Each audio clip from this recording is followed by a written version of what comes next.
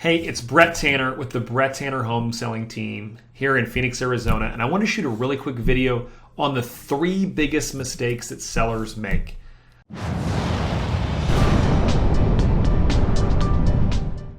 The first one is not making the property accessible. So typically the easiest way for a potential buyer with their agent to show the home is going to be the lockbox.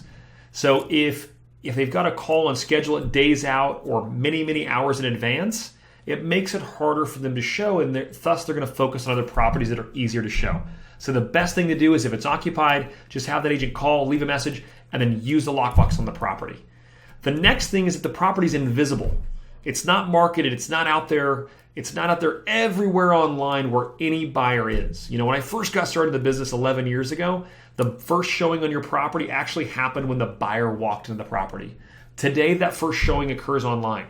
That's why we put our listings on about 131 different websites, syndicated in 8 languages across the country and across the globe for that matter. And so we put them everywhere online where any buyer might be looking. So if your property is inaccessible, they can't get into it. If it's invisible, they can't see it. And the last thing is if it's priced wrong. You know, there's this myth about if I price it high, I can always lower it. The reality is when you first put a property in the market, it has the highest chance of getting the most money. And that's because all the buyers that are out there are already looking and they've already haven't found what they're looking for. Thus, they're still buyers that are looking. So when your property comes on, those buyers that were looking are now going to go look at it. And you've got the best chance of getting the most money in the first 2 weeks when it's on the market. After those 2 weeks, what do all the buyers think? They just assume that there's something wrong with the house or that it's overpriced. And now we have to lower the price to move it back into the market, then use our marketing to push it back out.